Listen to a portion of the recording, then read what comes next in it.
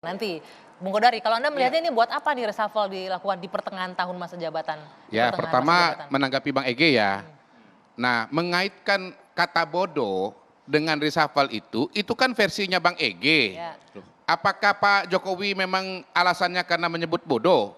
Menurut saya belum tentu. Kalau yang di bulan Maret ya loh. Iya. Ini kalau ekspor terus ini nanti urusannya sama saya. Iya, Saya reshuffle, iya. gitu kan? Tetapi kalau kita lihat komunikasi yang disampaikan oleh Pak Jokowi dan yang disampaikan oleh menteri-menteri yang menggantikan menteri-menteri yang lama, itu kan kaitannya dengan stabilitas harga barang pokok, ya ketersediaan harga barang pokok, ya terutama soal minyak goreng yang belakangan itu sangat langka sampai-sampai membuat adanya antrian yang belum pernah terjadi puluhan tahun ya di negara kita. Sekalipun pada zaman Covid kita nggak ada antrian tuh, yang mengakibatkan dukungan masyarakat atau kepuasan kepada Pak Presiden itu mengalami penurunan secara signifikan. Teman-teman lembaga survei kan menemukan kaitan antara penurunan tingkat kepuasan dengan kelangkaan dari minyak goreng.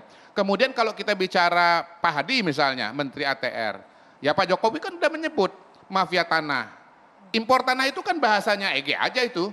Nggak ada itu, mana ada impor tanah. Mafia tanah, sengketa lahan, lalu kemudian bagaimana supaya sertifikasi nasional yang targetnya 126 juta, pada hari ini jaraknya masih agak jauh, sekarang 81 juta. Berarti murni karena kinerja menteri sebelumnya ya? Itulah hal-hal yang ingin dicapai oleh Pak Jokowi gitu loh. Jadi sekali lagi saya tegaskan, ini frame-nya Effendi Ghazali ketika mengaitkan kata bodoh itu dengan reshuffle ini. Kapan gitu. Bapak Presiden pernah bicara tentang reshuffle?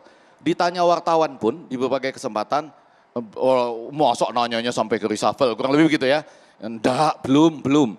Yang saya kutip pernyataan tentang reshuffle itu yaitu, ini impor terus begitu ya. Enggak apa-apa, yang ini urusan saya, nanti tak reshuffle, kurang lebih begitu tuh. Jadi artinya pernyataan reshuffle itu harus terkait dengan kemarahan.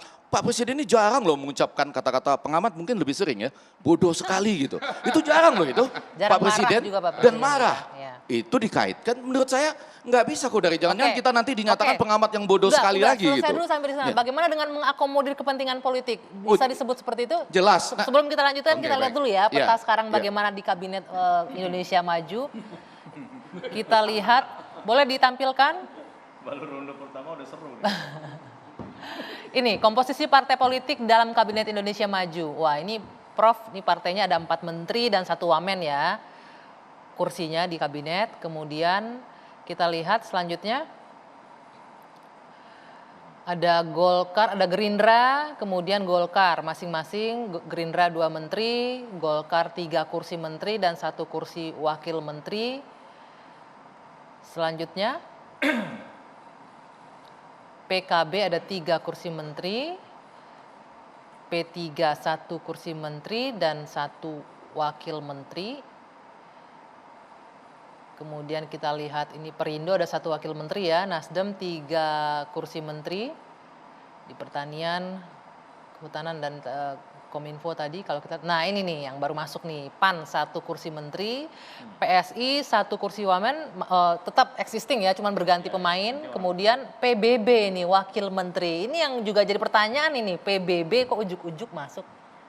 Nanti akan kita bahas ya, apa pertimbangannya? Usai jeda, saat lagi kami akan kembali.